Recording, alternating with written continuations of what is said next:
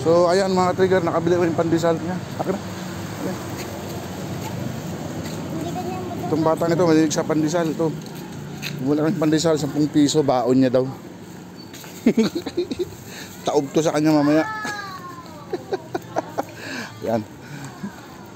Oh, hawak mo na. Oh, ano yan? Lalagay mo sa bag mo yan. Oh. Oops. Tricycle, motor. Yun, dami na yun ng mga ano. Dami ng estudyante. Kalakad, ayun na sila.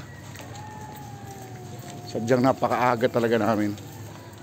At ganoon talaga ang pasok nila. Minsan, pasok nila is, 5:30. Tama ba? O, ganoon. 5:30 pasok nila, kaya maaga. 6 ay 7. Ha? Dati pasok namin 7. Ngayon? Ano 5. Ah. Mas maaga tayo gigising. Exercise na rin to ni Kuya po. Pag uwi mo, jogging ka naman. Oo. Ito na kami. Lapit na kami sa school niya. Lawa tayo.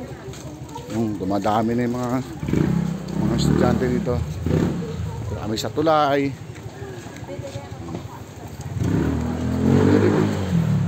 Bibi.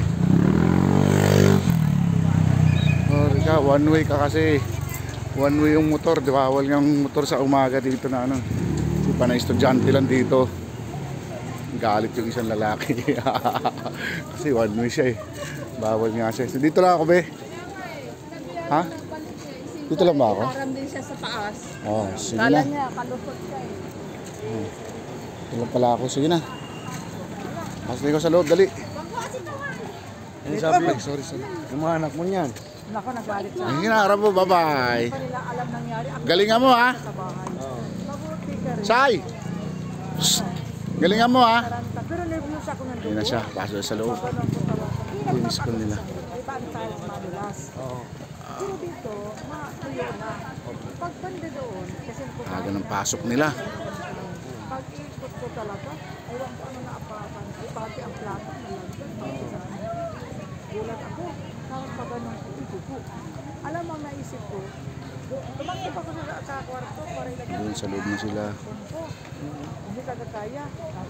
Salamat na mayroon ako malunggay sa langisa. Kaya dapat pag tinula o, pag tinula Ayun na si Arabo. pagkagabi. Ayun si Arabo sa loob.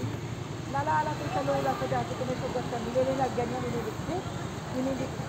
Nilagyan. Halos sila. lahat na nilagay ko. Okay na, hindi na siya nag-ano. Tapos, tinanggal ko pa yung basag na plato.